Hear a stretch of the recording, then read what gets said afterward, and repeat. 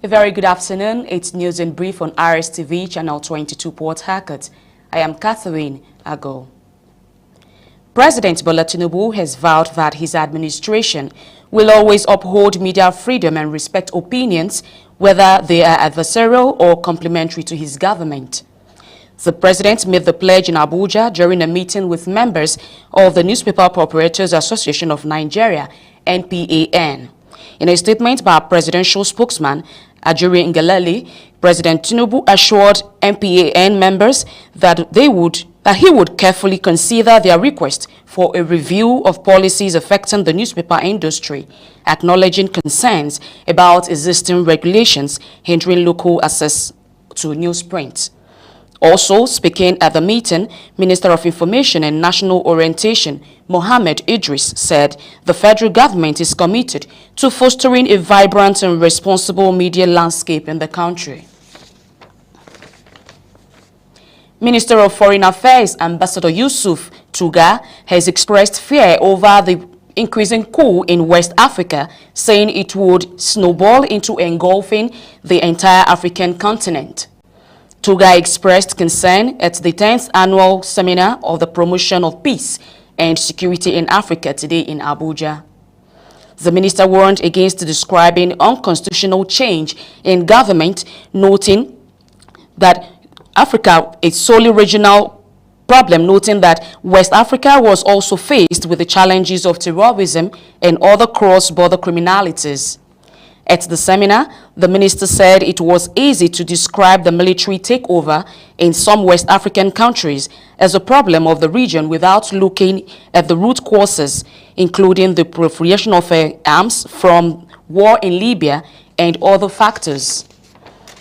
He further stressed that issues of territory were difficult to manage and that the African Union body of programs bringing about development and infrastructure would be more cohesive and more coordinated.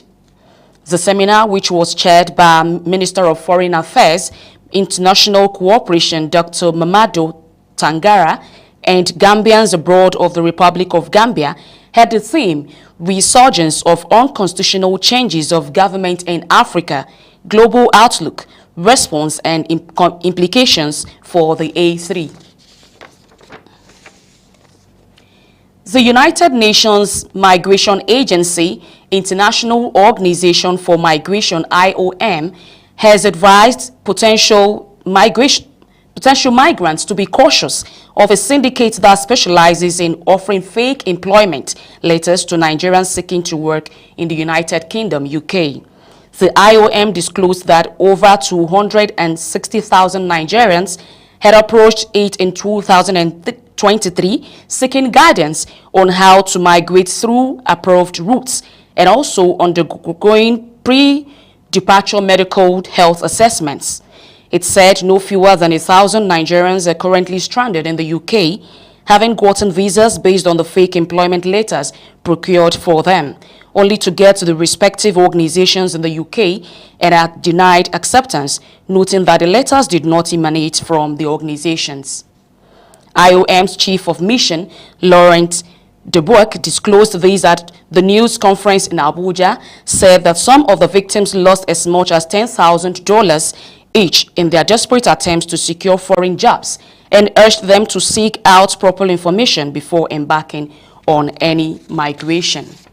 Debouk also added that IOM was working with partners to repatriate thousands of persons, including Nigerians, from Tunisia, which has recently placed a ban on migration. He said the IOM is working extensively with Italy to develop regular pathways for qualified Nigerians and that it would also engage other countries like Spain, Belgium, France, and others. India's parliament has witnessed heated protest after 49 more opposition members of parliament were suspended, taking the total number of bad lawmakers to 141. The member of parliament were protesting against last week's security breach in the parliament.